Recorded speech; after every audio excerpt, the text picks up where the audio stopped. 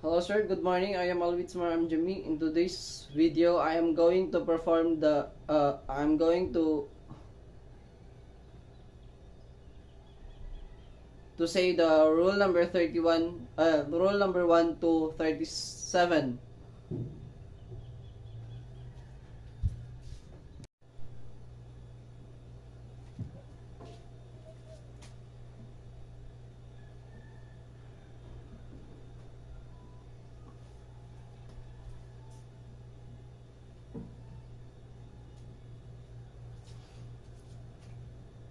Rule 1. Application. State that the rule apply to all vessels upon the high seas and all waters connected to the high seas and navigatable by seagoing vessels. Rule 2 and 3. Responsibility and definition covers the responsibility of the master's owner and the crew to comply with the rules. Rule 4. Application of Section 1 says the section applies in any condition of visibility. Rule 5. Lookout requires that every vessel shall at all times maintain a proper lookout sight by sight and the hearing as well as by all available means appropriate. Rule 6. Rule 6.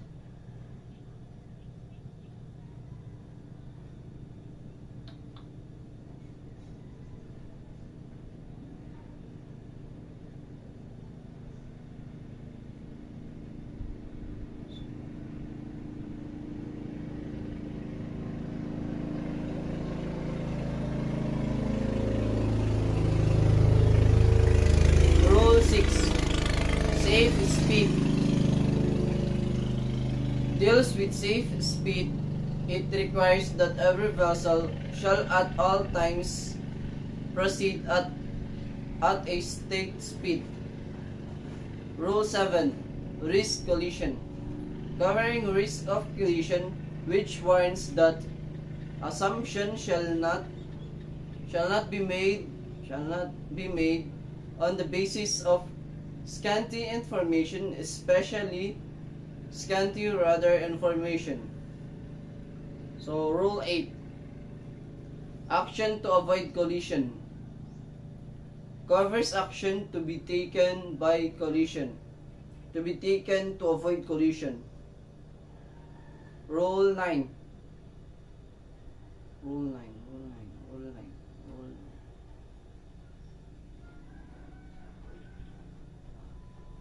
9. Narrow channel.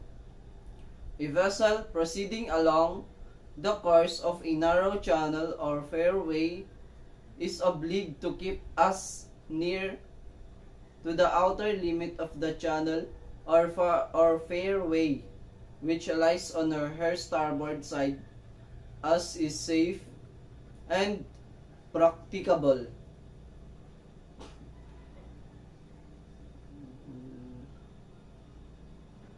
Rule 10. Traffic separation scheme. Traffic separation scheme of the collision regulation deals with the behavior of vessels in or near traffic separation schemes adopted by the organizations. Rule 11. Application of Section 2 says the section applies to vessels in sight of one another. Rule 12.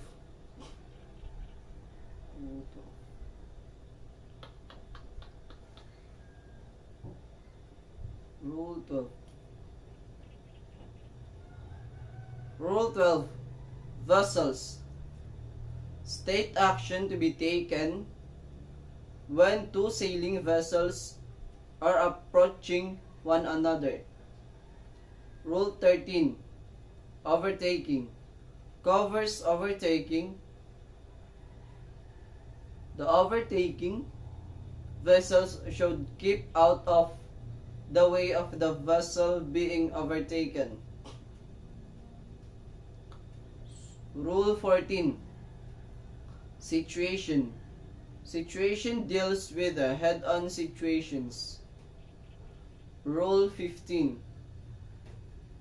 The crossing situations. Rule 16. Action by the give-way vessel. Rule 16. Rule 17. Action by stand-on vessel.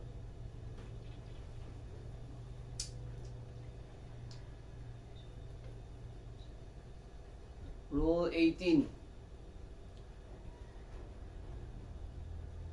Restricted visibility deals with responsibilities between vessel and includes requirements for vessel which shall keep out of the way of others. Rule 19.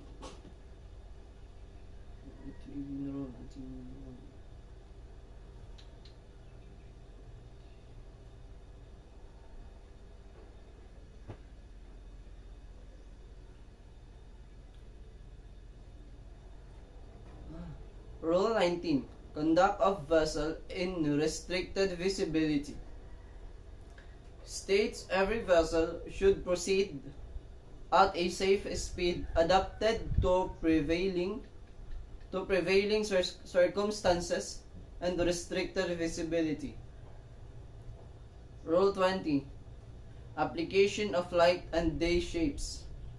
State rules concerning lights apply from sunset to sunrise.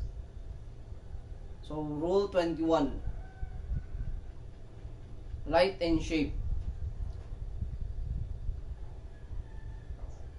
Rule 22 covers visibility of daylight. Indicate that light should be visible at a minimum ranges in nautical miles, determined according to the type of vessel. Rule 23. Rule 23. A power-driven vessel underway covers light to be carried by power-driven vessel underway. Rule 24. Towing and pushing. Covers light for vessel towing and pushing. Rule 25. Sailing vessels and oars covers light requirements for sailing vessels underway and vessel under oars.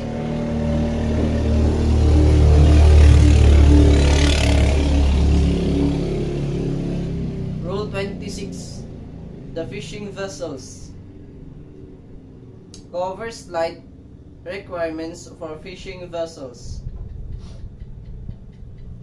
Rule 27. Rule 27.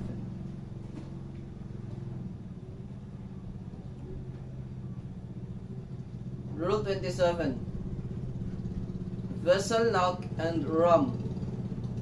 NUC and RUM covers light requirements for vessels not under command or restricted in their ability to maneuver.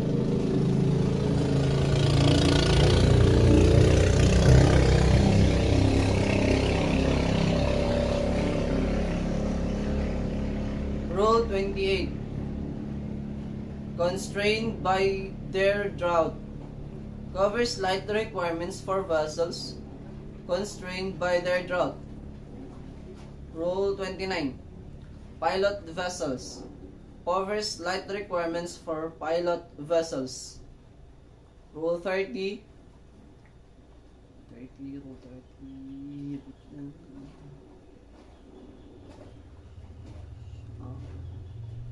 Rule 30. Anchored vessel and a vessel aground. Covers light requirements for vessels anchored and aground. Rule 31. The Rule 31 is seaplanes.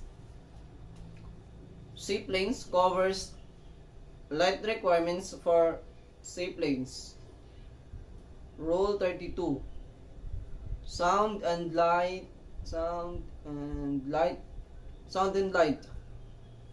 Gives definition of whistle, short blast, and prolonged blast.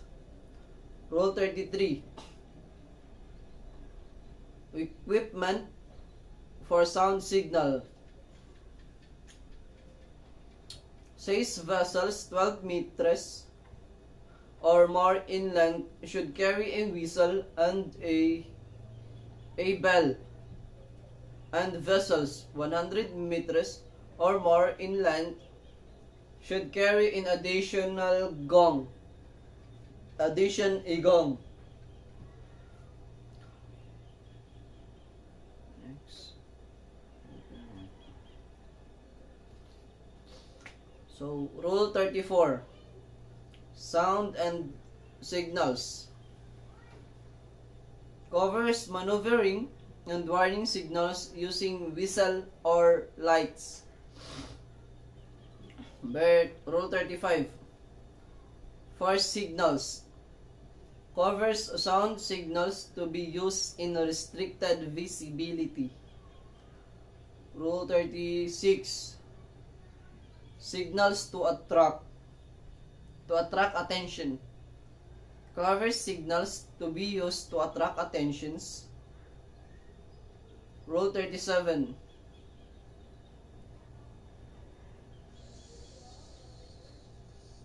Distress signals. Covers distress signals.